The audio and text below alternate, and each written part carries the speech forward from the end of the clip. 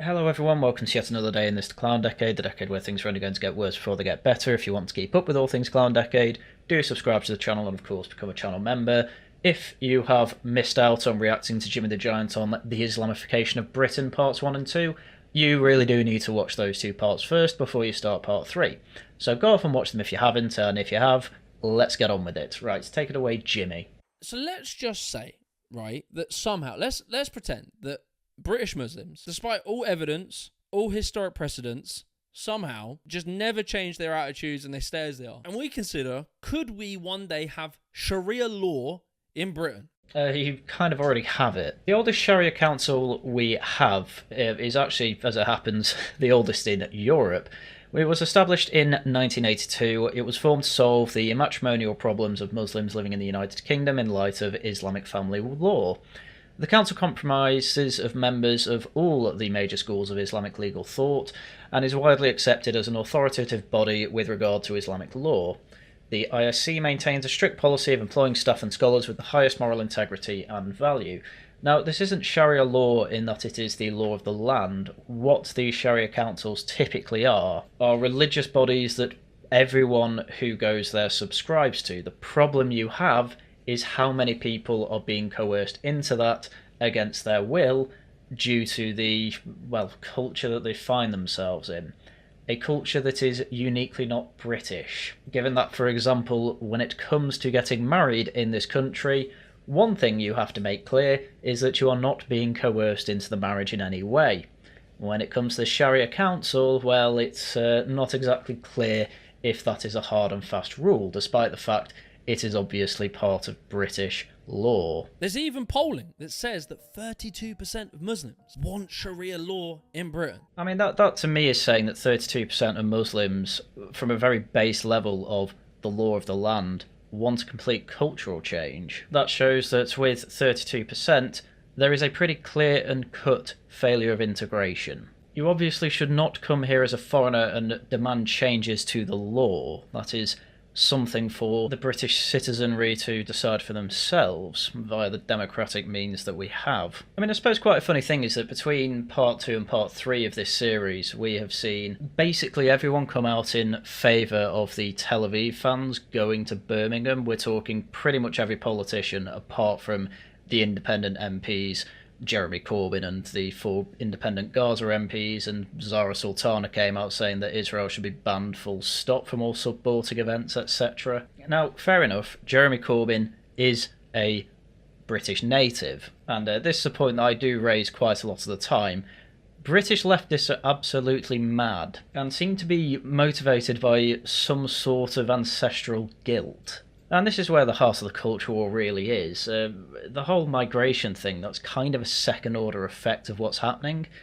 Read George Orwell's writing. We had these types of people, even before the Windrush generation. We just had people that were full-on third-worldists in academia and writing that absolute nonsense. It's just incredibly mainstream now. But the thing is that even when you look at your party, you have this weird clash between the socially conservative Gaza MPs who kicked Zara Sultana out because she was a mad progressive. Now, Zara Sultana is probably more integrated than these 4 independent Gaza MPs because the man who was mainly pushing to stop Tel Aviv fans from going to Aston Villa very much was using arguments about, well, the local community effectively not being safe from them, using the whole Amsterdam riots as an example. Now, I have issues with that because the actual result of the Amsterdam riots was a load of Dutch residents. I notice it didn't say Dutch citizens in the Wikipedia article, but a whole bunch of them being arrested, and out of the 7 people who ended up hospitalised, 5 of them were Israeli. To me, using that as an example is much more saying it's the Tel Aviv fans who are in danger rather than the local community, but due to state failures and the police not willing really to police the whole thing, they've just said you can't come. This is despite the fact that basically everyone else is saying, of course Tel Aviv fans should be able to come and watch their football game. I mean, how well does that speak to integration? Not very well at all. Now, bear in mind, there's lots of argument and different perceptions of what Sharia law means amongst Muslims, but let's just take it in the worst faith way possible. Your wife has to wear a niqab, you got to throw stones at gay people, right? We'll take it in the worst faith. Well, that is what people will pretty much jump to because, I mean, let's be fair. Of the 7 countries where we have legal certainty that being gay puts you to death, 6 of them cite either Sharia or Muslim tradition. The only exception there is Uganda, which is, well, pretty much 90-odd% Christian. Though even with Uganda, they're quite specific about why you will be put to death for homosexual acts. It's effectively paedophilia, people aged over 75 for some reason, person with disabilities, or basically generally people who can't consent. Places where it's unclear whether homosexual acts get you put to death include Afghanistan, though that was in 2020, so post the Taliban taking over, I imagine that's changed. Pakistan, Qatar, Somalia, and the UAE. Again, references to Sharia and the Islamic tradition all over the place here. So you might say it's bad faith and the worst interpretation, and I suppose to some degree you are correct. However, when out of 12 countries where being gay can put you to death, the only exception to a country being a majority Muslim country is Uganda, your pattern recognition effectively goes off. And let's play this out. Right, so let's remember, there are 3.9, basically 4 million Muslims in Britain. They are 6% of the population. 32% of that 6% see Sharia law as somewhat/very desirable, which would put the overall number at about 1.3 million, which is 1.9% of the UK population. Okay, would you not agree that that's 1.3 million too many, though? I mean, let's just get this right. Jimmy the Giant is trying to downplay the fact that we have over 1 million people here by his own statistics that think putting gay people to death is the correct course of action. I mean, I've mentioned it before, we didn't exactly treat gay people great in the 50s and before that, but we didn't kill them. And I'm glad to say that we've moved beyond punishing people for homosexual acts. I don't think it's the type of thing you need to punish them for. Oh, but it's only 1 million people that think they should be put to death. What are you talking about, Jimmy? That's a lot of people. And again, the other issue with mass migration is that that is a growing number. This is why people are against immigration. This is why Reform are surging in the polls, because they're pretty much guaranteeing that they're at the very least are going to give us net zero migration. And remember, we know how politics works, right? That is 1.3 million spread all around the country. I don't know why you're trying to imply that. The answer to that is no, not really. They are really, really concentrated in South Yorkshire, Birmingham and London. Like, these 4 million Muslims, they're spread out around the country. Yeah, in 3 places. Meaning technically that the 1.3 million that you've just cited could actually all be in Birmingham. They're probably not. It's probably closer to 300,000 people in each of these hotspots. And, well, guess what, Jimmy? That ends up making quite a tightly knit community, which is what people are somewhat worried about. Different constituencies who do not all have the exact same beliefs, values, political opinions. And if we just look at British Muslims' voting history, they have consistently, since the 90s, voted for the more progressive party. Now, it's not because they're progressive, but we're going on feasibility here. These communities all have different types of political and slightly different religious meanings, but they also all vote for the Labour Party. I mean, that's not really helping your case, is it? I'd also look into why an awful lot of them seem to vote for the Labour Party. I mean, my favourite part of that is, that's not because all these Muslims are progressive, by the way. Oh, right, interesting. So why do they vote Labour then? The answer is basically because Labour are more open borders. That's part of the reason. And they've got their own networks within Labour. And start pushing for ridiculous things like a definition of Islamophobia that has any sort of criticism of Islam, well, defined as Islamophobia. Now, luckily Labour have recently scrapped that. Whether it stays scrapped for good is another question, but this is largely because there is a backlash to the quite clear illiberal push that we've been seeing on things like speech laws for quite some time. Also, that they is immigrants who don't have the legal right to vote in this country. Oh, you probably don't know this, but actually Commonwealth citizens can vote in this country as soon as they get here. In fact, there's entire networks out there that literally all they do is go to immigrant areas and basically let people in the area know that they're actually able to vote if they come from a Commonwealth country. I'm not even joking about this, by the way. I mean, the list is pretty exhaustive considering that I think British citizens are the only people who should be voting, and even Jimmy the Giant assumes that is the case, but it's not. You have countries like India that have literally a billion people. Good God, I just checked. It's actually 1.4 billion people. But anyway, Pakistan, which we have a large community of Pakistanis here, obviously, they're actually all able to vote. Because we have an absolutely crazy system here that, because we had an empire, that means, one, the border should be open to all these people for some reason, and two, when they get here, they should be able to vote. This was a law that was brought in when hardly anyone was actually coming over and we didn't have mass migration. It's not been changed since. That should obviously change. And we also know in Britain, not everyone actually uses their right to vote. In 2024, in the last election, we just had one of the lowest turnouts in a long time in all age groups of just 60%.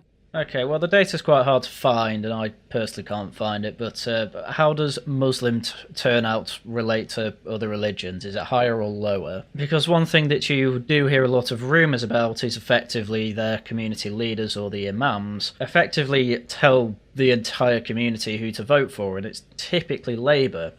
And that gives them quite a bit of power, because you basically say to Labour MPs, either do as we say or these votes go elsewhere, and, well, we've ended up with 4 independent Gaza MPs who basically got in on the Gaza vote alone. Which, by the way, as an issue in Britain, isn't a very large one, but it just so happens to be quite a large one in Muslim areas, which you might say is understandable, but again doesn't show great integration. In fact, whenever you see the Israeli side protesting, you see a hell of a lot of British flags, which shows a much bigger propensity to integrate than the pro-Gaza side, even though the pro-Gaza side also has a load of white Brits on too.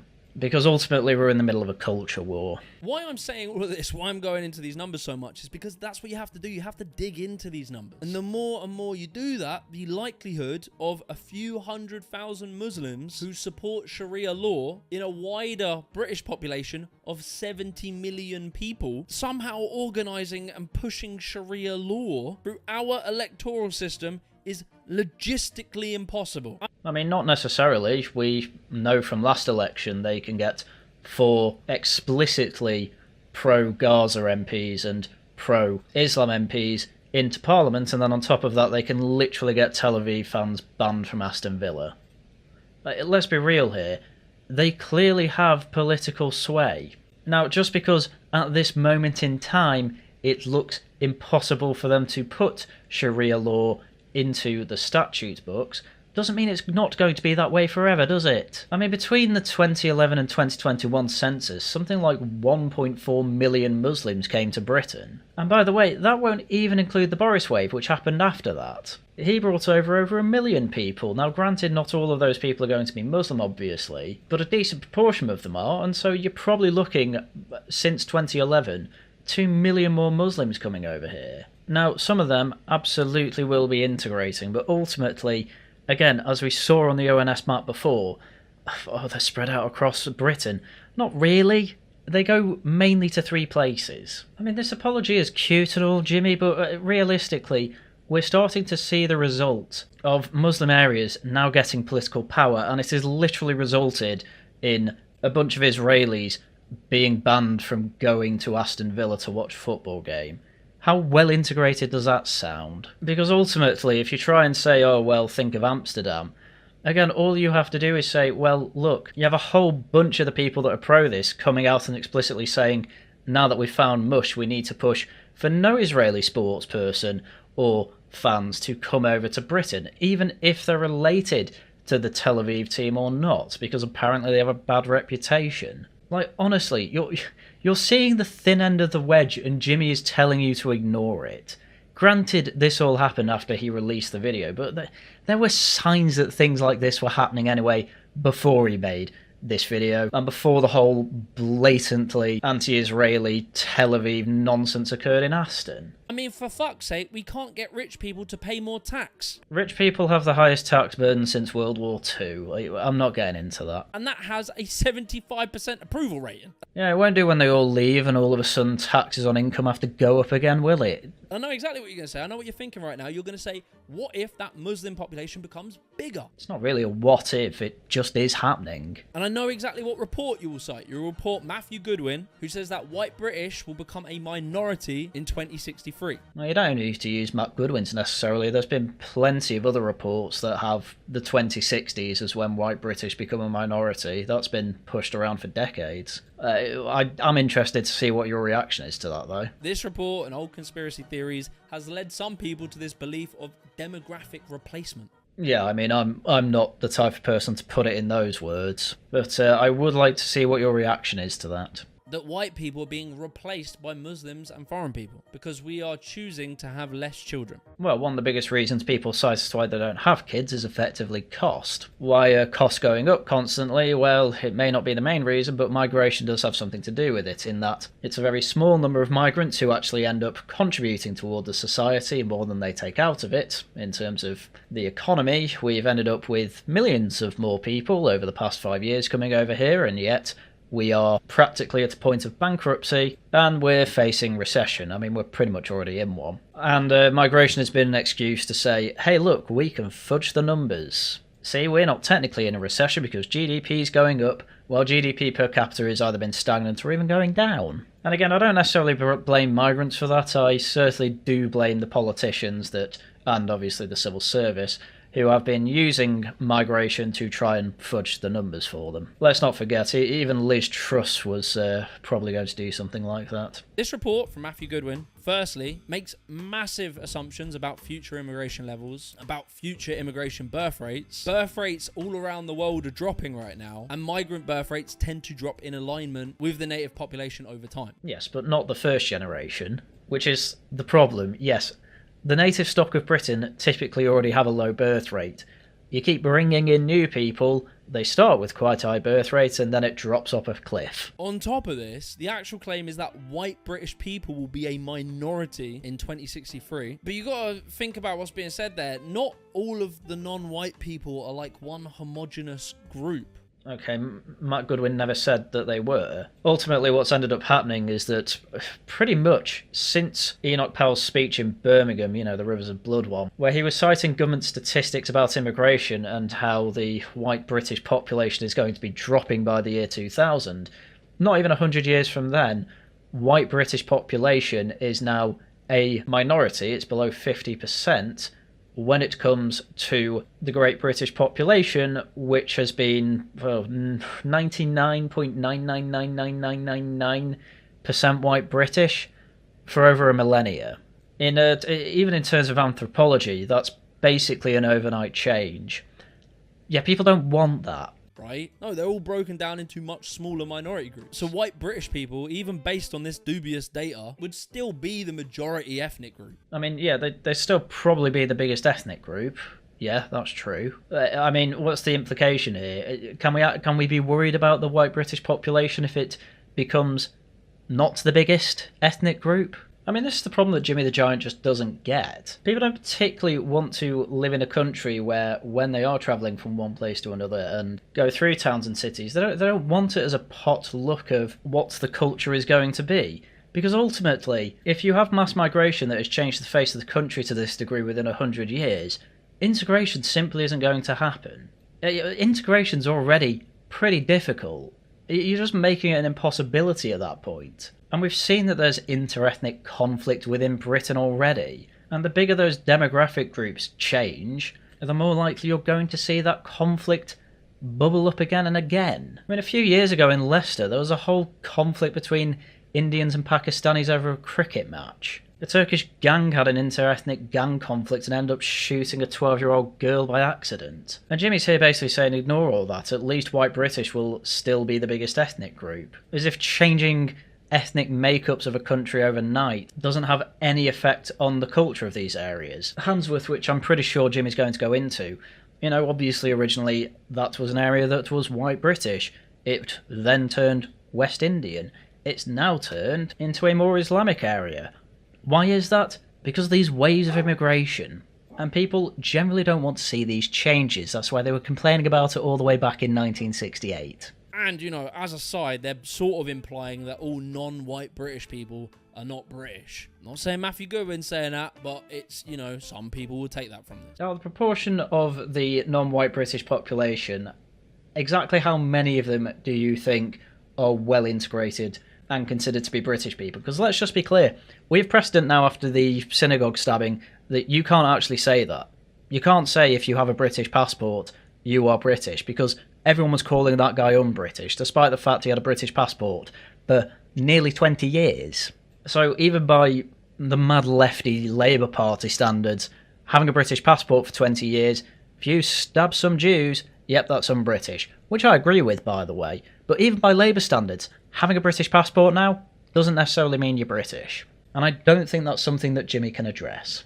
And even in this very alarmist report, it concludes that the Muslim population in Britain would still only be 11.1% in 25 years. The rise of a demographic like that in 25 years is going to bring about quite a cultural shift. We have 4 Gaza Independence MPs at the moment. They are now making your party. That could easily go up to 50 MPs with 10% of the population that are motivated to vote. That could easily happen. I mean, ultimately, again, literally decades and decades, the British public have voted for lower immigration. That's what they have voted for consistently. And the reasoning behind that all, one, it doesn't really matter. People of Britain have voted for less of it, and being delivered the opposite is an absolutely huge betrayal. That's why the Tory party are struggling around the teens in the polls. And people did not want the rapid demographic change because everyone knows just instinctively that big changes like that bring along with it cultural changes. Now, we are tolerant of some. We have had mosques in the United Kingdom since the 19th century. So it's not like people want a blanket ban on Muslims. However, they're pretty hard to ignore when a whole load of Islamists keep killing people in the damn country. It's pretty noticeable when more Muslims join ISIS than the British Army. Now, obviously, it's not all Muslims that do that. However, as with this synagogue attacker, even those that came 30 years ago are apparently a risk. You know, his dad was a surgeon and said history will remember Hitler well and apologise to him. Sorry, but even the ones that are supposedly integrated and are surgeons for our NHS or Doctors Without Borders or whatever, even they are Hitler-simping psychos. Come on. Where is anxiety acceptable and where is it not when it comes to migration, Jimmy? I'm still not sure on this from your video. It's like this matters. Scale, context matters. Because when you have people who see Muslim communities as not integrating, and in turn meaning that they must hate our values and that they are a threat to us, a lot of it is based on these types of reports and very fear-mongering headlines. It's quite funny how now when he's looking at reports, he's not trying to do what he was doing at the start of this video, which was trying to debunk it, and he couldn't actually debunk it properly. He's now basically saying, oh, these reports, which statistics I'm trying to downplay, are actually breeding anxiety in people. I mean, the thing is, you could just not have these reports and the anxiety would still be there. Oh, how do you know that, Haryan? Because we've voted against migration for decades. That's how I know. The voting pattern of people, hell, the whole white flight phenomena. Why are there entire boroughs in the United Kingdom, such as Tower Hamlets, that's 40% Muslim? Because people who live in those areas who are white British tend to move away. It's a well-established phenomena. And cherry-picking the religious texts for problematic verses, which you can pretty much do in every religion ever. Sort of, but I will say that it tends to be easier with some religions than others. I'm a Christian, but if you want to make Christianity look bad, all you got to do is go through the Bible and find some verses. I mean, yes, none of these look particularly progressive, I'll give you that. I think it is worth pointing out, though, that you can have a go at Christianity with this, but the Old and New Testament are actually part of the Muslim canon. You know, they're all Abrahamic religions at the end of the day. But that isn't what religion tends to serve as in the real world. There are very few people who are literalists and fundamentalists. Again, depends on the religious group. For most, it's a personal, spiritual, and a communal thing. It offers people some guidance, stability, and security in a crazy world. Yeah, that's a really Reddit atheist take, but I really don't want to get into a religious argument in this video. To me, this really touches on something deeper. Much deeper. When we're scared of this idea of losing our liberal British values I believe in, you probably believe in. Oh no, your progressive values, no, I think they need to go. No, I'm very much on the side of the left need to be pretty much destroyed as an ideological force. We've had literally 30 years of the experiment and it's been horrible. No, I don't agree with your progressive values. My classically liberal ones Now they're the based ones. Incredible values that have been hard fought for. You have to ask, what creates illiberal attitudes? I mean, they're pretty much the default throughout the rest of the world. It's only really the West that have these progressive ideals. So really there's multiple reasons. I mean, I suppose you might be saying what creates them in Britain, and the answer is literally progressives is what creates them. So obviously, the main thing people will point to is fundamentalist Islam, the Islamic State, Al-Qaeda, all these well-known groups who did terrorist attacks and have done awful, terrible things. It's really interesting to look into what created the rise of fundamentalist Islam. Oh, the answer's basically Iran.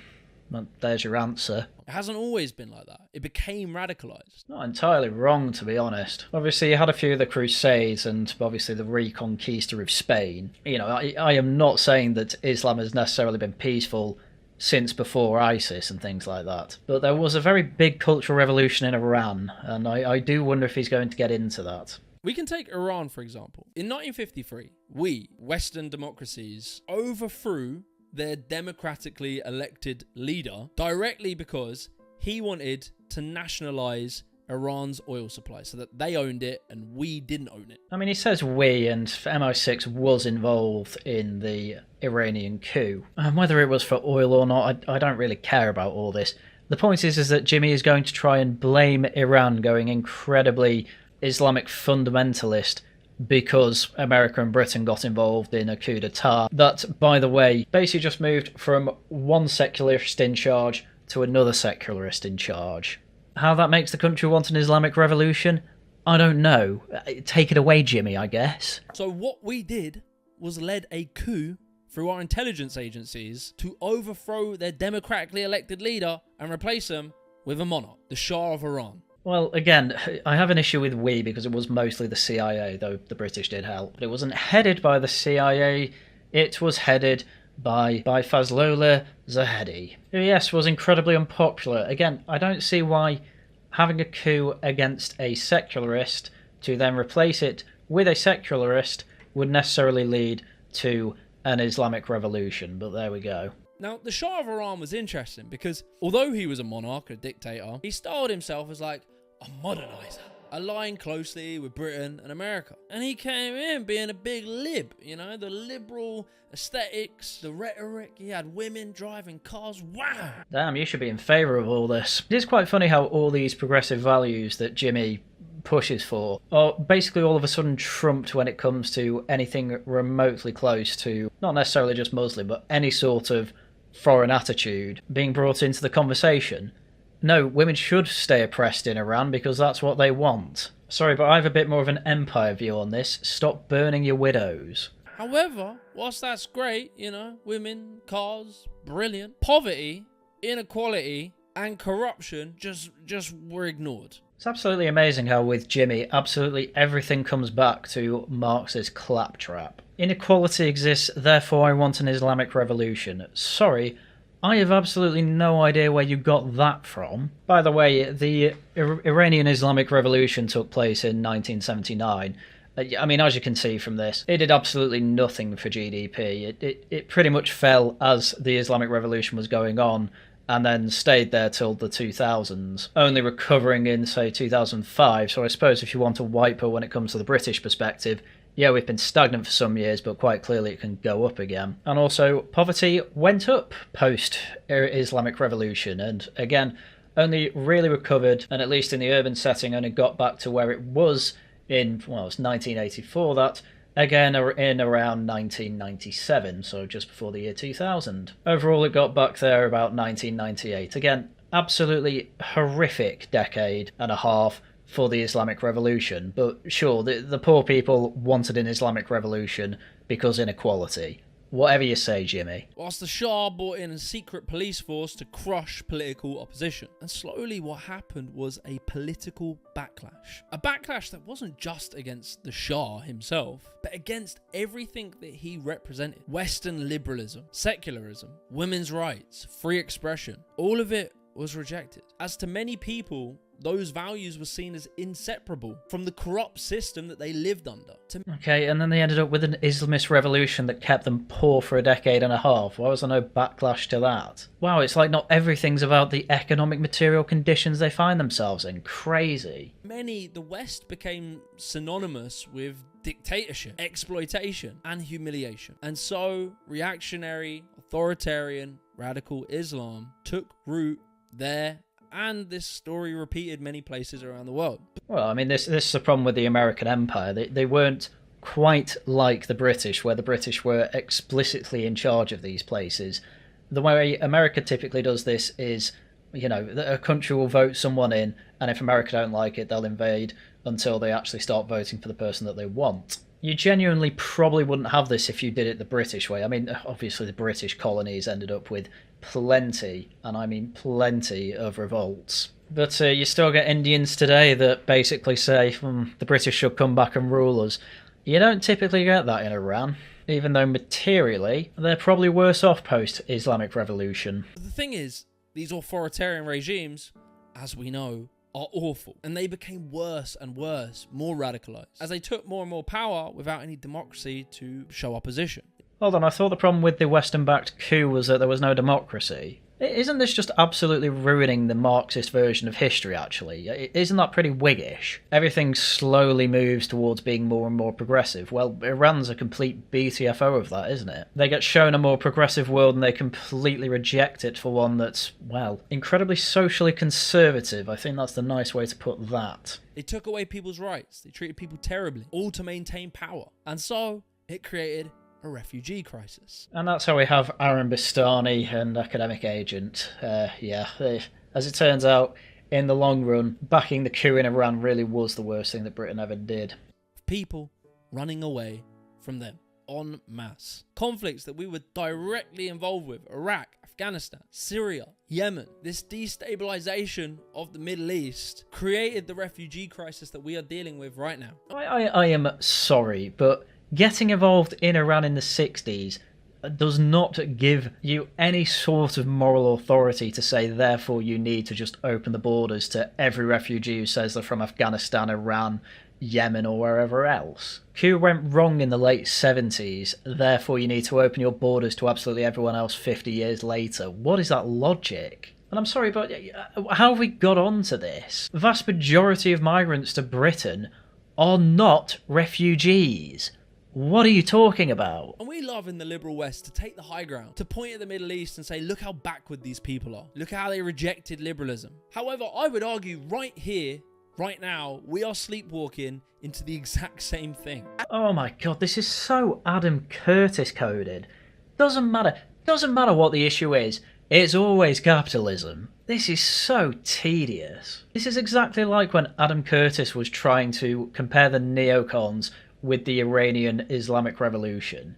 Honestly, it's just nuts. Think about it. What is MAGA, if not the beginning of the exact same process? Think about it. Decades of neoliberal economics, which painted itself as caring and compassionate, liberal. We became progressive. We gave people more rights. I mean, I'm just going to throw this out, though. I'm no expert on Reagan when it comes to America, so I'm going to basically just pivot toward Thatcher in Britain, which from what everyone says is pretty much parallel with what happened over in America. Sorry, but Thatcher was a social conservative. No, every LGBT group goes on about Section 28. She was absolutely pro-family. Even when she did privatisation, she made sure that the government had the golden share. That actually was gotten rid of by the Blair-Brown government. The main reason to do that is because they wanted to pay for an awful lot of social programmes. In conclusion, we had neoliberalism for probably a decade and a half. And for that decade and a half, literally everyone thinks it was a great time to be in Britain. Immigration, by the way, in that period, under Thatcher especially, was a net outflow. We had net immigration under Thatcher. Sorry, but we're in a completely different world now. We are in a world where we have mass migration and people are rejecting it. Jimmy the Giant's kind of right, yeah.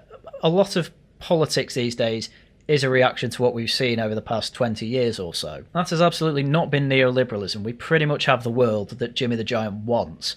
we have a massive state. We have massive tax. It's just the government's doing everything and they're absolutely terrible at actually running things. One, because we don't have talent in there, but also two, because there's no price mechanism when you're in a socialist country. So you end up with a lot of resources being allocated where they shouldn't and money being wasted, blah, blah, blah, blah, blah. You know all this. But Jimmy the Giant's just going to say, yeah, it was Thatcher, actually. All of that was great, but the economics failed. It gutted communities. Wages flatlined, towns were hollowed out, and what has filled the vacuum? This new movement which is increasingly telling people to forget liberalism, forget democracy. Okay, well, Jimmy immediately pivoted back to Britain, so there we go. I mean, all I'll say is follow Ascended Yield on Twitter. He has plenty of tweets on how basically everything that is being blamed on Thatcher, which he is blaming it on Thatcher here, can actually be ascribed to Blair.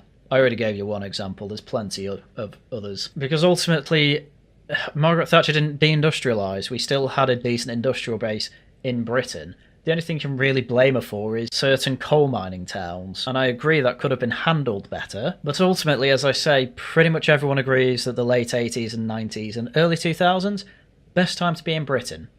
Pretty much everyone agrees with that. Let's go back to strong men and traditional values. It tells people that liberalism is what's failed you. Feminism has failed you. Multiculturalism has failed you. Yeah, progressive causes have been absolutely horrific. Sorry, but we're living through the post-revolution much like Iran. The economic conditions we find ourselves in post-2008 have been completely and utterly stagnant, much like post-revolution Iran. Just the prevailing ideology post-2008 has been radical progressivism rather than radical Islamism. And you are literally a product of that and you can't even see it. Farage looks around the world and he refers to Putin as the world leader he admires the most. Specifically as an operator, he says in the same interview he thinks he's a bad dude. You can admire the way people work even if you think they are total evil men. And that Andrew Tate is a role model for young men. Yeah, you got to start thinking really, Jimmy. Why aren't you a role model for them, really?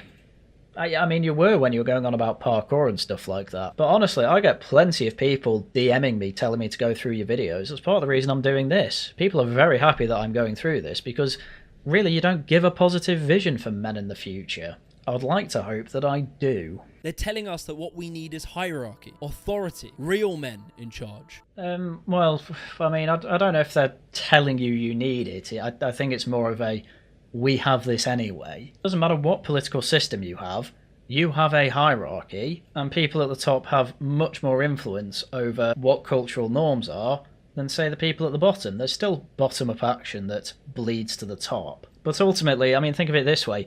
The people at the top, you know, Tories for ages and then Labour, they have now created a culture where crime is just kind of normalised because they're not willing to enforce their own laws. And instead they've been incredibly permissive of an authoritarian police force that doesn't actually deal with crime in particularly effective ways and instead looks into non-crime hate incidents, though obviously the Met Police have decided that they're going to be stopping that. And that's kind of part of the bottom-up influence because people want their freedom of speech. But even then, that's being pushed by people higher up the hierarchy than the plebs at the bottom. It's just the plebs at the bottom really define where the extremes of the Overton window are, and the elites basically choose a place in that they feel like they can hold on to. And that's pretty much where the Labour Party is now, but unfortunately the left extreme is very much being tightened, which is very good to see. And there's some loosening of the right wing, which I obviously don't like and I'm very much against, and that's half the reason I have the YouTube channel still. And it is scarily similar to how radical Islam framed itself as the cure to Western corruption.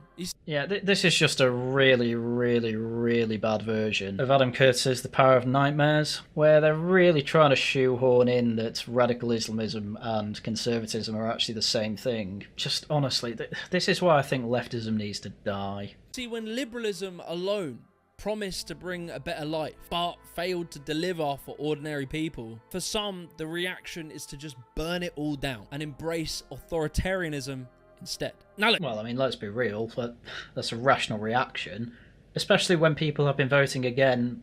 Let's just bring it to immigration again. And hell no, actually, economically as well, what was voted for when, say, Boris Johnson came in? People basically still wanted austerity. But, you know, the Tories managed to keep winning on an austerity ticket. We ended up with the complete opposite in both ways. Like, people are really annoyed for a little bit more than just, oh, liberalism isn't delivering. It's not even delivering what was promised. And that's why people are going nuts about it and voting reform. Again, the hierarchy exists. It's just the hierarchy isn't listening to the voters voting that hierarchy in. Hence people would rather smash it up and have another set of people in charge instead. And it's going to be beautiful when Richard Tice stops all the subsidies so Dale Vince isn't a millionaire anymore. With all that said, I really want to make a last point. That last point being when people say that Britain no longer feels British. You know, it's kind of vague, but I feel like people are generally referring to maybe the high street. Oh yeah, they're definitely referring to the high street. But I think the direction you're going to go is a different conversation. Some shops might look different. Maybe the vibe's different. The people, some of them look different than what you might have remembered growing up. No, maybe not. I thought he was going to go on about shutters and all that. No, that's true. Yeah, people are a bit fed up of seeing all stuff in different languages in certain high streets. That's definitely true. The high street where I grew up versus the high street in Leicester. I mean, even my second cousins who live there and my uncles, they all say the same thing. It does feel like Spot the White Person in Leicester, and I didn't even say that. That's what they said to me. And it is very important to bear in mind that the changes to towns via immigration can happen quite fast. If you have you don't. You don't say. Man, I wonder why people would have problem with rapid change that they never wanted. Large waves of immigration, that change can happen suddenly. And to some communities in some places, that will create a feeling of a lack of control. Feeling that they don't have a say in that decision or a say over their community in general. I mean, even Sky News were onto this. A snapshot of Britain in the 80s. Beachgoers in the seaside town of Bournemouth, a place which has always been a magnet for holidaymakers and seasonal workers. Fast forward to the final days of this summer and the change is undeniable. In the Bournemouth area between the 2011 and 2021 censuses, the non-British born population went up by 47%. This is the most irritating part of people like Jimmy. He's basically throughout this video conceded all the major points from the right. And he's kind of just said, oh, I don't really like the vibes. By the way, did you know you're like the Iranian radical Islamists? That's basically been his only counter-argument. Even when he was going through the data, he gave up on Matt Goodwin's. He's like, oh, I don't really like this report. Couldn't actually debunk it, didn't even try. Literally because his friends on TikTok can't be bothered to look through it for 20 minutes. This is what's very irritating about all this. Jimmy's only counter-argument is, I don't like the vibes. Sorry, that's not good enough, but I suppose at least he got you plenty of super thanks in the chat. Honestly, pathetic. And like, you know, I think some of it's true. I think, yeah, we don't really have a lot of say over what happens in our communities. Some people will point to immigration specifically. And yeah, if you're living in a struggling town, changes from immigration can be really visible. And the reason being is because immigrants will typically move to areas that are cheaper to rent. Poorer areas. Yeah, and then when they do move there, let's take the Somali community for example, it turns out that they have quite low unemployment. I mean, to be fair, the Somali community has the lowest unemployment rate in the country, with just 1 in 10 in full-time work, and further studies have shown that if you look at the unemployment statistics, it's 70%, though that does include part-time work. But again, you know, immigration, it's all about helping the economy. No, you can't even use that excuse anymore. Why do you want so much immigration, Jimmy? It's literally just your vibes. Even though you are literally conceding that it's bad vibes here, you're nearly there. Often they'll create diasporas of their immigrant community and more will move there because it becomes easier to get a job because you know people and you're used to them. Now, yeah, that's our point. What the hell is this? Did you know that every community has their own in-group preference? Yeah. That's why we didn't want mass migration. What are you talking about? Again, this is a point against integration. You're proving Jenrick and Farage correct. Seriously, what are you doing here? Generally, what happens with these diasporas is over time, the kids will move out as they get older and accumulate more wealth. Some of them absolutely do that, yes. I have seen that happen. What happens to those that don't? What happened with Jihad from Syria, as his name translates to English, who stabbed up the mosque in Manchester? He lived in the same area all his life, and he turned into a radical Islamist. This is the problem we have, yes. How many of them are integrating? What is the proportion? And can we get rid of the ones that don't integrate, please? Can we do that? Move out around Britain, and that is the process of integrating into wider British culture. Sure.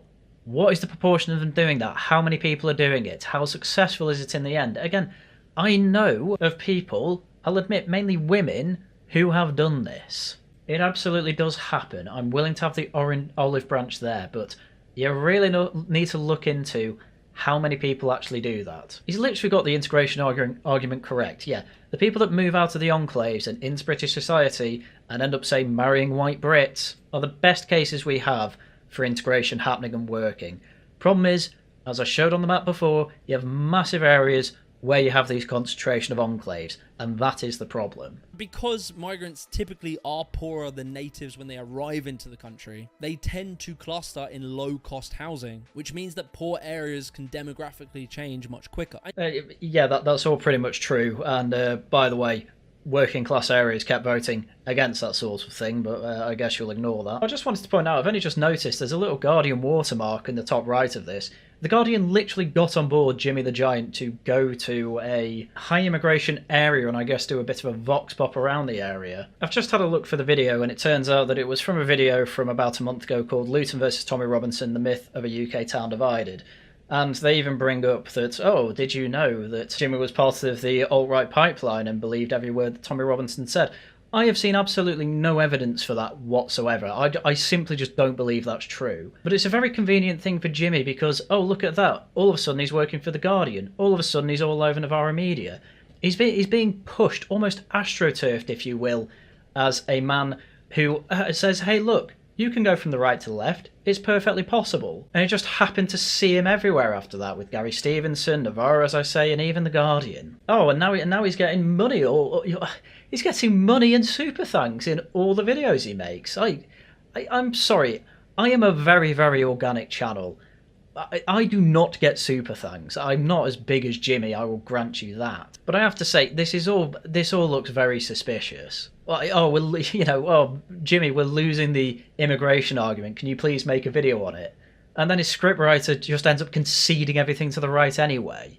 Because again, this is all about vibes and nothing else. Yes, I am literally calling JimmyTheGiant a grifter. Yes, I am accusing him of basically lying to you. Why, you may ask? Because I literally have not seen a truthful statement come out of his mouth. And despite the fact that he will concede pretty much every argument, he will then basically try and lie to you about what's really going on and what you should really be thinking. Because at the end of the day, this is a guy who's pretty much exclusively motivated by money. And I do mean that. And yeah, it will look more foreign. It will look different than what you're used to.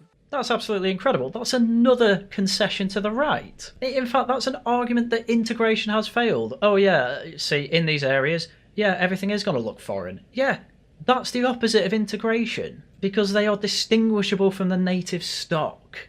Come on, man. Who wrote this for you? Because they need to be fired. I can make better leftist arguments than this. But when people decry things like multiculturalism has failed, it's not a full picture at all. Because it's a very different picture when we look at a place like London. And I know there's lots of people in the media that don't want to believe this, but in London, high quality multicultural is everywhere. People love it. People travel all around the world to go to London. It is an amazing place. Multiculturalism kind of works in some areas of the capital. Just ignore all the gang violence, murder, rampant shoplifting and rampant phone snatchery.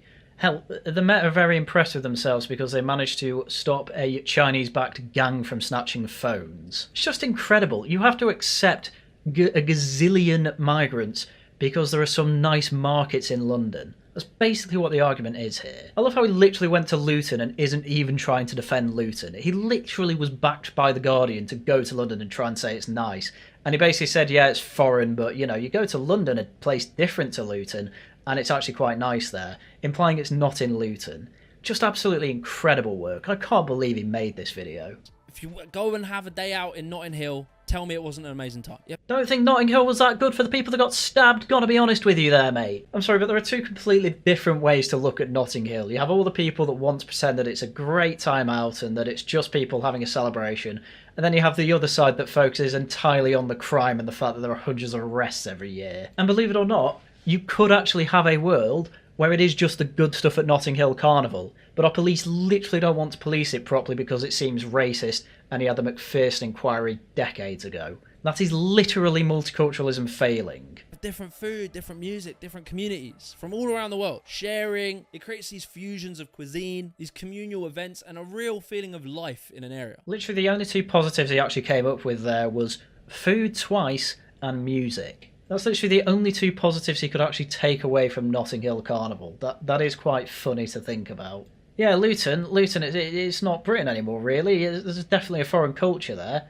But think of the food and the music. Sorry, Jimmy, we've had this for 30 years now. We don't want it. It's not worth it. Move on. Chinatown is celebrated. Camden, Borough Market, Notting Hill, Islington. If you go and walk around these areas, it's very multicultural. Well, Chinatown's pretty monocultural. It's Chinese. But yeah, you will have pockets where generally it works and it is tolerated. I do absolutely agree with you there. I'm not this mad type of right-winger that wants them all to go. And Reform are not that type of mad right-winger either. That's why a lot of the online right don't particularly like them. But again, you're looking at exceptions rather than what appears to be the rule. Again, I don't really see, despite the fact you went to Luton and could have brought up anecdotes about that, you don't really have anything to say about that, and it kind of implies that you don't think it's a particularly good place. But I mean, even then, I mean, arguably the most tolerated type of enclave community, if you want to call it that, are Chinatowns, which we have in about 3 cities in Britain, and they are literally a street big. Really not particularly big areas. That's obviously a little different when it's entire neighbourhoods in, say, Birmingham or the north. Again, the size matters here too. But the key difference here is that many of these places are middle class. They are wealthier. They can afford to do multiculture better than poor communities. You know what? Multiculturalism, but only for the middle class. I am fine with it. The working class generally didn't want it. As you say, the working class tend to have it bad when it comes to multiculturalism that's been thrown upon them. You know, there's a reason that a lot of working class people voting Reform say, and it's the middle class that do want multiculturalism. Because Jimmy's kind of right here, and it's something that I keep mentioning. Why do people like Fraser Nelson keep going on about it being a success story? Multiculturalism, I mean. Because they only have the good side of it, really. Whereas the working class pretty much exclusively get the bad side of it. And you know what? Because he's a communist, you know what Jimmy the Giant's answer is going to be. It's basically going to be redistribute wealth to these poor areas, and then multiculturalism can work. I don't think it's quite that simple. And I think this is a problem that probably could have been dealt with 50 years ago, but no. We had to keep pushing the experiment despite pretty much everyone in these working class areas saying they didn't want it.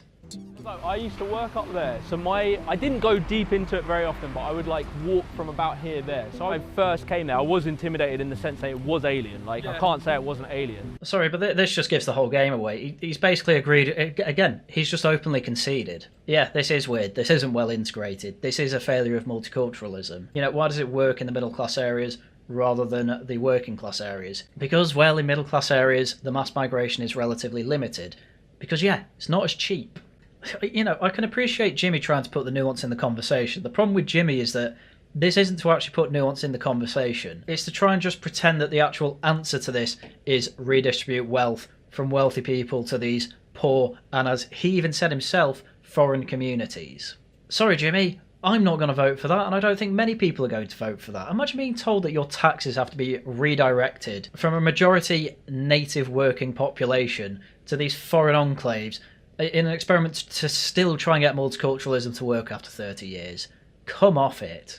But then over a while, you're like, they are just normal people. Well, they're normal people in terms of the majority of them are harmless, yeah. But again, even as you said before, yeah, it's foreign. It's odd, it's strange, it's not British, really, which is, well, a large part of the problem. Anyway, it shows more clips from the Guardian video. I'm not putting them up because the Guardian really do not like my channel and have taken down videos before for including too much of their footage. So I'm not taking any more risks, but he does end up talking to a guy selling aftershave and things like that. Having a bit of banter and effectively saying he really likes the place of Luton because people are there, happy to help each other out and being relatively neighbourly. Tommy Robinson's obviously brought up by Jimmy the Giant again, and the funniest part is that he always claims, oh, I used to be a Tommy Robinson fan, but the only thing he brings up about Tommy Robinson is that he disagreed with him. Because Tommy Robinson brings up Luton and areas of it being pretty much no-go zones, and Jimmy says, yeah, I never really agreed with any of that. So when he says he was in the alt-right pipeline, yeah, it's literally a grift, and he keeps giving away that it's a grift. And ultimately also in these areas, when it comes to the high street, yeah, pretty much everyone is allowed there because ultimately people are going to bring money there and they're happy to trade. But the questions of, well, are these areas no-go zones, is whether it's after hours, whether you're likely to be robbed in the dark, whether you're likely to be violently attacked. You know, it's like Benthall Green. Everyone says Benthall Green's not a no-go zone because I can go there and shop. It's like, okay, do you go there at night? Oh no, obviously not. That's a no-go zone. And I'm not saying Luton is like that at all. I am making the point that when people call areas a no-go zone, it's got a pretty specific meaning, and it basically means you're likely to be beat up or robbed at night. Poor towns are exactly that. They are poor. They are struggling. They lack resources. Often if you see a foreign food shop, it won't look as nice as something in Notting Hill, and it will look different. Yeah, and fish and chips shops in poor white areas in, say, Blackpool will look different to your average fish and chip shop in Cheshire. Like, as I say, his literal only answer to this is going to be, your tax money should go to areas like this to help them. Sorry, I don't want to fund this experiment. And for some, that dramatic change over time can feel jarring. And there are people that are jumping on this decline of high streets, which I've covered in another video, and pointing to multiculturalism as the problem. It might not be the problem, it might not even be the biggest problem, but it is a large problem. Because if you've already not got very much, starting to feel like that you're being kicked out of your own area does not make you feel particularly good. Again, white flight happens. I notice you've not picked up on that yet. I saw this video pop up the other day which said Rochdale is a third world country. And in this video, the guy goes up and interviews like a lot of homeless people, and they're all white. And you can see that they are being told that the problem is foreigners. Oh, you spoke English up there, all right, mate? They sell you all drugs, the Asian lot. Yeah, of course they do. Sorry, you've done the classic leftist thing there. You've said one thing and then given evidence that's the exact opposite. Oh, these homeless people are being told that it's the foreigners that are the problem. And the clip you have is the homeless person saying that he gets his drugs off Asian people. Sorry, that is not him being told that. That is him relaying what happens to the camera. Getting much help? Not really, no.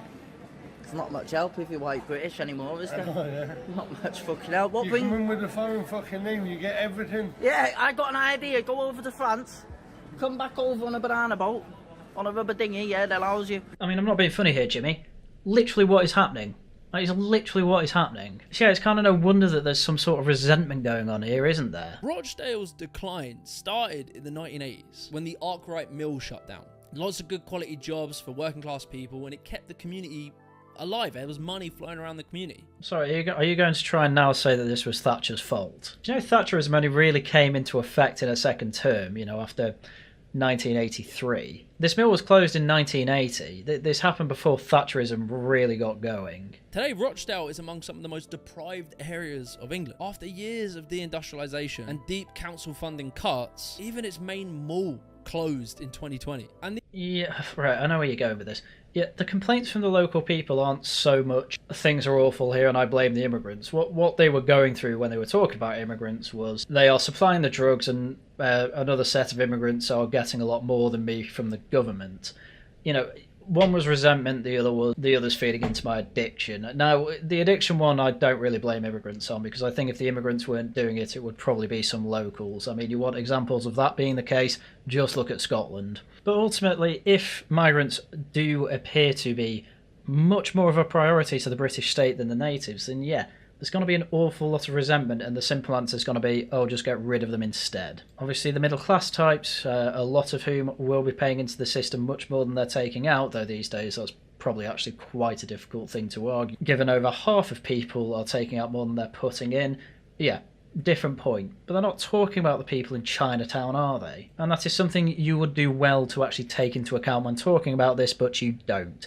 Oh, it works in middle class areas, therefore you can have infinity migrants. No, sorry, not how it works. There's nuance here, and you can't just take it out when you see fit. these people who need help, who are struggling, no one in the political class is really stepping up to help them, but they are using them politically because the grooming gang scandal. All they are telling people is that the problem is migrants. I'm not being funny, part of the problem is migrants. An awful lot of money is being siphoned off people to pay for, say, Somalis, who only 10% of them work full-time. Sorry, Jimmy, but there have been political choices that have been made for decades that have led to us literally having too many priorities other than homeless people. And a simple quick solution is to reverse decisions that were never voted for, in fact, for decades. Yes, that is largely migration. And you hear it in their answers. A lot of these people are saying it's migrants. These people that need financial help are being told that people on boats are getting everything for free. Again, largely because they are getting a lot for free. They're literally housed. They're given food. They're given spending money on top of all that. They're given private healthcare, by the way. That is at the expense of the council. Let's just make that clear. Yeah, from a homeless person's perspective, they're getting everything. Absolutely. And nobody wants it. Not even middle-class areas like Altrincham in South Manchester wanted this. Multiculturalism there, which is an area I know, by the way, yeah, it worked pretty well. Large Jewish area, you know, the youth cricket team has a fair few Pakistanis there. As I say, I understand the nuance. But sorry, you slam in a load of boat people who have no right to be here, and you end up giving them more than these homeless people, yeah, they're going to get pretty resentful and just say get rid of them. Sorry, Jimmy, it's the reality of the situation. I know you don't get that and you just want your good vibes for your little YouTube money and your super thanks and your time to report for The Guardian, but let's be real. You cannot possibly have an honest conversation about this. You're literally incapable of it. Alright, I was going to end it there, but I've just realised there's only 5 minutes left in this video, so there's no point starting another part 4 on this, so I'm going to go the extra mile and finish this off. Take it away, Jimmy. And the reality is these refugees are at the bottom financially of society. They get paid £49.80 a week. That is literally more than these homeless people already, but again, completely missed out the fact that they get room and board, they get fed, they get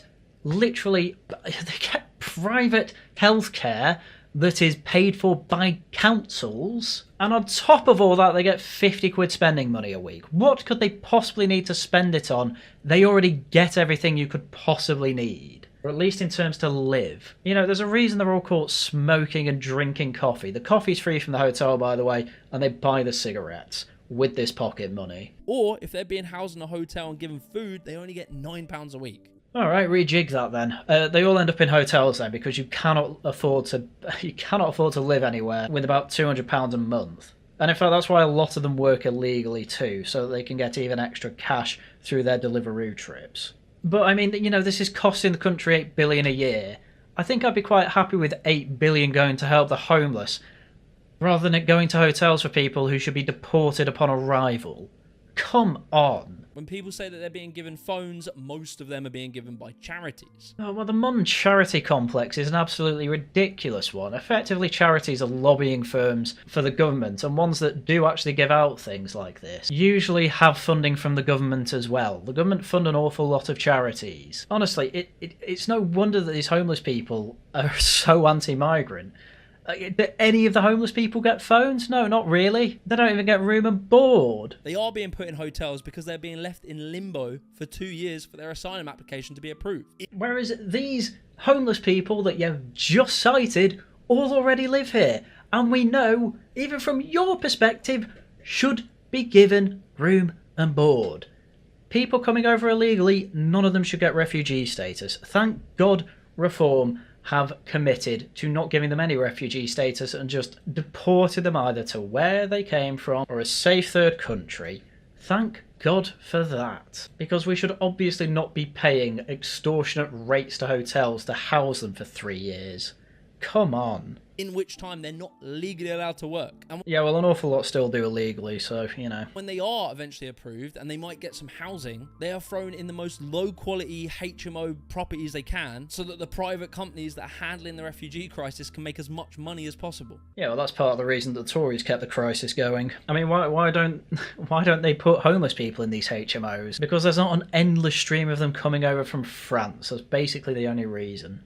And like, for scale, hotel refugees are just the tiniest proportion of our population.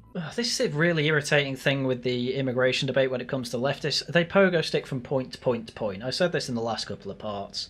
Boat people getting free stuff is a different point to the total demographic percentage that they make up. We talk about demographic percentages when, shock horror, we're talking about ethnic demographics. When we're talking about boat people, we don't really care about that.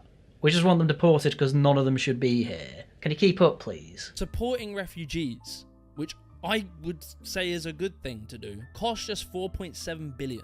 No, it's only 5 billion. Again, my new favourite trend with the whole leftist political points is basically they'll show you an absolutely astronomically large number and then gaslight you into saying it's not that big. Well, it's only 1.3 million Muslims that want Sharia law in Britain. You know, look at the percentage, it's not that much. Oh, you know, it's only 4.7 billion for asylum support. By the way, that was the expected cost. The actual cost ended up being 5.4 billion pounds. And that's not including in-donor refugee costs, which is 2.8 billion, 84% of which is still public money because it came from the Home Office. So it's actually closer to 7 billion pounds. So he's not even being honest there, but it's like that's still 5 billion.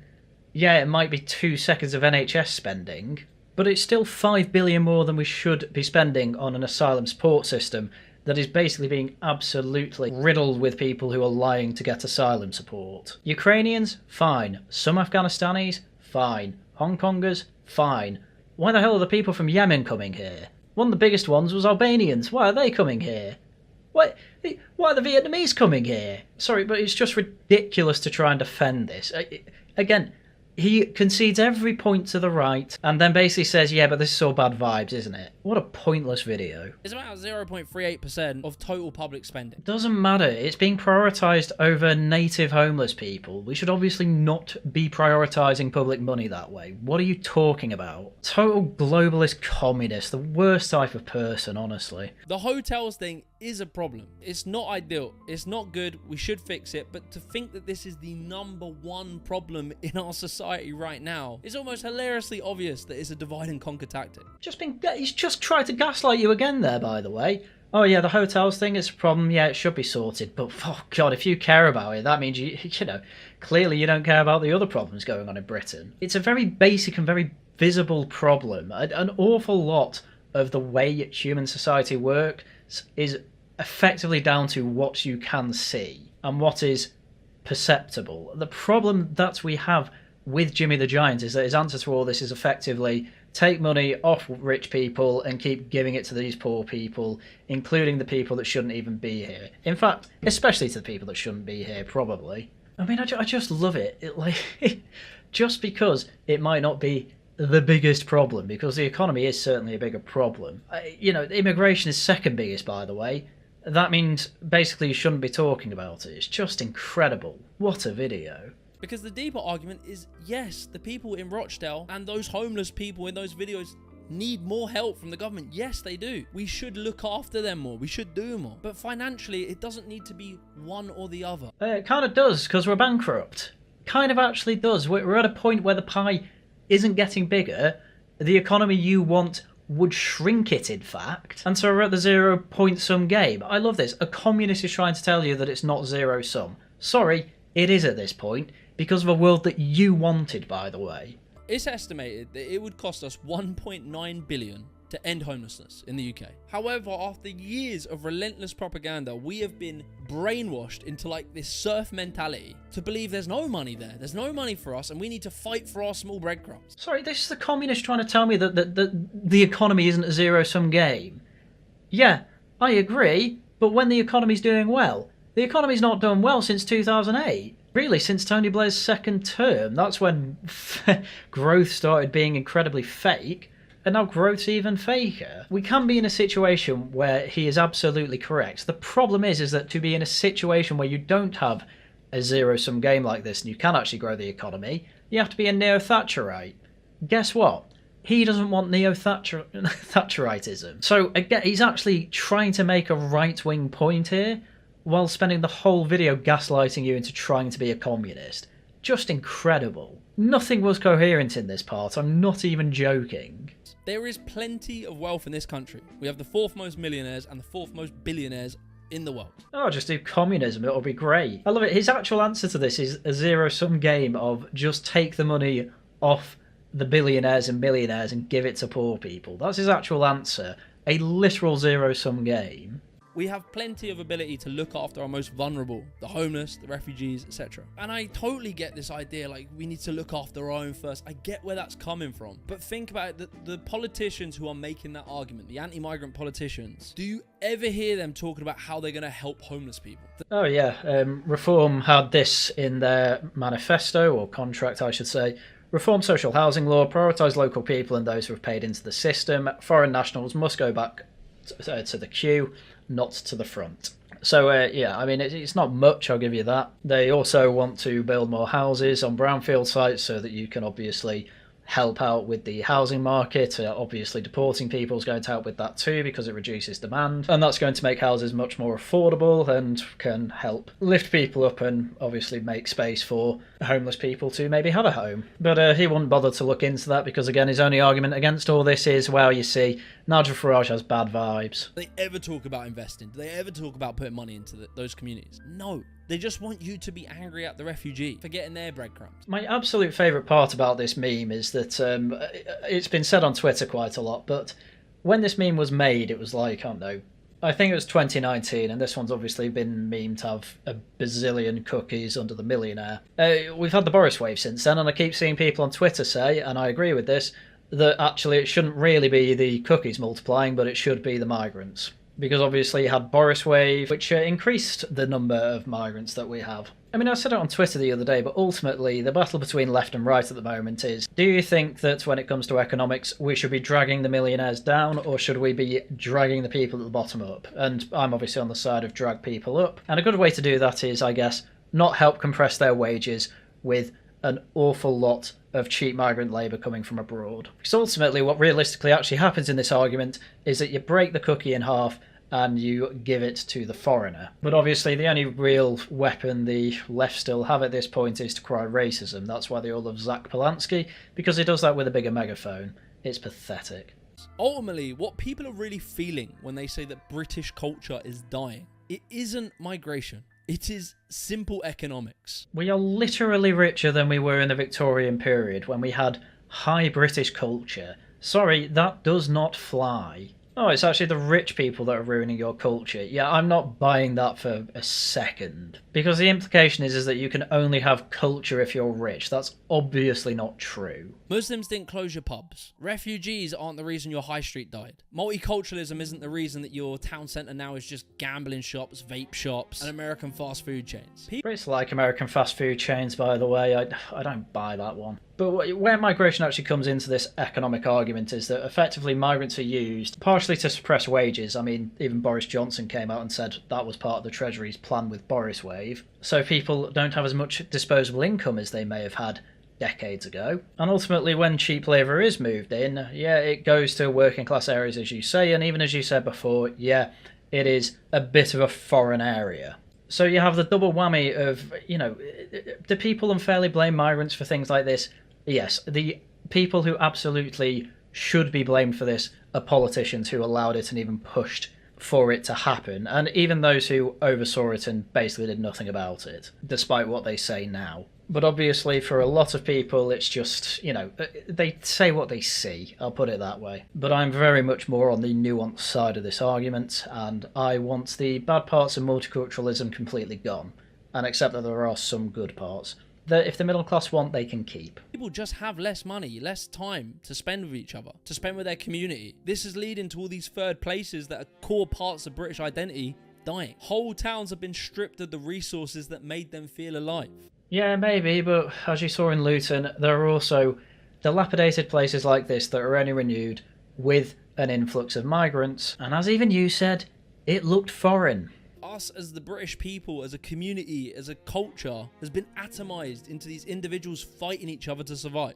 Why would you say that when you were posting footage of the Tommy Robinson March, where people basically went there to show pride in the nation, a collective, if you will? What are you talking about? Why would you show that? Sorry, but this whole atomised individual thing, that's a thing that clearly didn't happen under Thatcher. People were still having families well into the 90s. The broken home phenomenon, if you really want to call it that. The breakdown of the family really became major, really throughout the 2000s and 2010s. I think the statistics now are that half of children are being brought up without a father or something like that, or at least not necessarily without a father, but from broken homes where the parents have split. Sorry, but again, Thatcher is being blamed for something that didn't happen under her watch. Meanwhile, on the other side, if you have money, I'm telling you, British culture is alive and thriving. If you have the money, you can live out your quintessential British Cotswold dream. You can regularly go to the West End. You can have your afternoon teas, the village pubs, and Sunday roast by a fire. It's great. It exists. Poor areas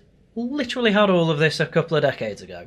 They literally had all this. You know, people are obviously going to make the correlation here.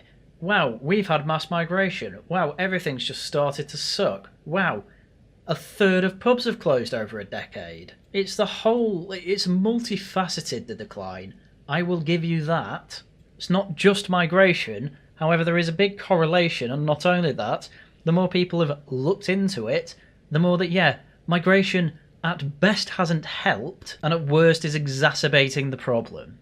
Migration only really works if they come over temporarily and if they are working and paying a decent amount of tax that whole time. That generally has not been happening for about 20 years. You'll see many videos of run-down high streets, but you never see videos of these places. These exist right now, but you're never going to afford to live them. Hang on a sec. There's a bit of a middle ground here, isn't there? What is this idea of Britain that is just these working-class deprived areas or the Ritz? There's a whole other section of England that has lower middle, middle, upper middle, where this culture is still going on. You still have the markets, you have the malls, you have village fairs, and people are generally polite. But hell, even in middle class areas, I know where my sister used to live that was very middle class, one of the most popular bars there is having to close down. Cost of living crisis. It's affecting everyone. And the millions of migrants who are supposed to come over and effectively be the cheap labour, well, if a lot of them turn out to be unemployed, need to send their families to school and all that, well, it turns out actually they're taking more out of the system than they're putting in. They might not be the root cause of the problem, but they are a big factor in it. And you conceded that anyway, so I don't know why you're trying to gaslight. But man, at the end of the day, the elite class want you arguing about halal shops and headscarves. What are you talking about? The elite have been trying to pacify the immigration argument for decades. What they did to Enoch Powell made it impossible to talk about until around 2011. That was literally 45 years of success. Wrong. It is probably the most bottom-up issue that you could have in Britain. Literally, where's all the negativity? Working classes. Where's all the positivity? Upper classes, the elite, they love the immigration. To try and claim it's a distraction is absolutely ridiculous.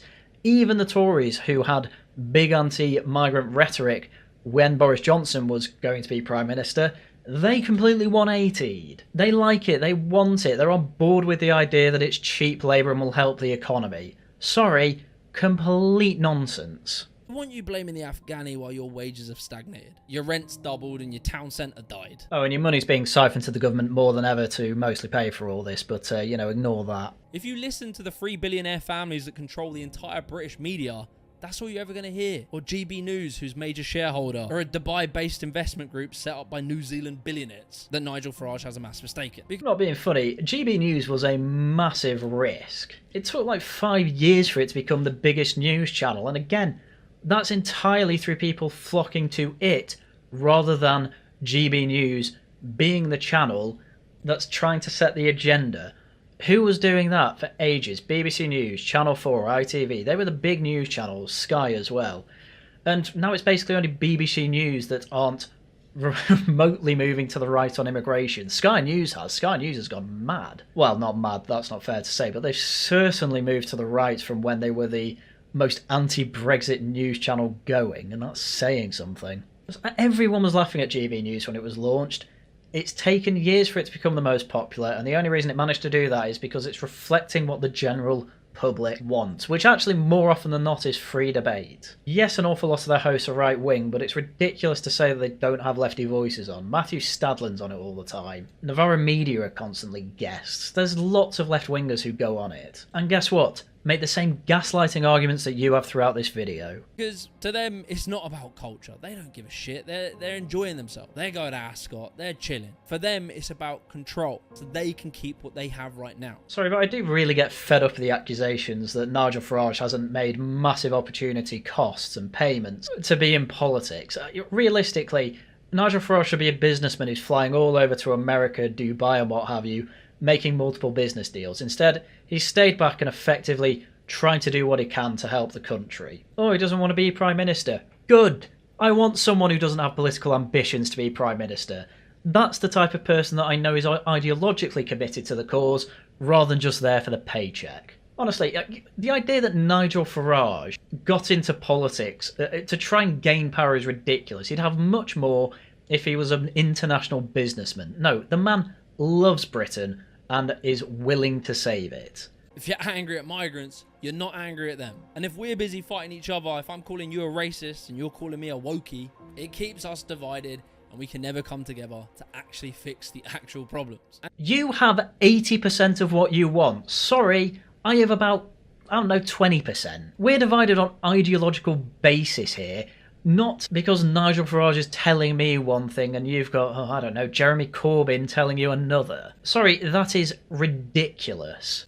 You do not have job prospects. You even said in the Gary Stevenson interview that you almost feel bad for never having a real job. You know, you did this thing as a hobby and you got quite big and you found out the best way to make money is effectively be a stooge to the establishment. That's what's happened here.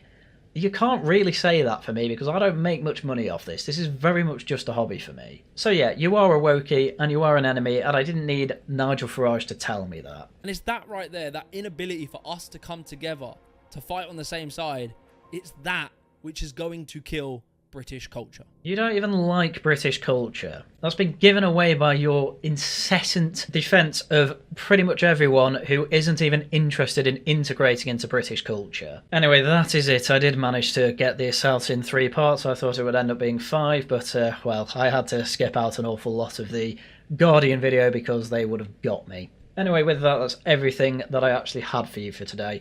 So, do subscribe to the channel, like, leave a comment, all that good stuff. Also, do become a channel member and leave super chats and super thanks. In terms of shilling tonight, it is Tosh News. Tomorrow, sorry, that is Wednesday tomorrow. We have another gaming stream, Life is Strange Episode 3, and Wolves of Westminster should be out on Friday. Videos out as and when I can make them. Right, with that, that's everything I had for you for today. So once again, thank you very much for watching, and until next time, goodbye.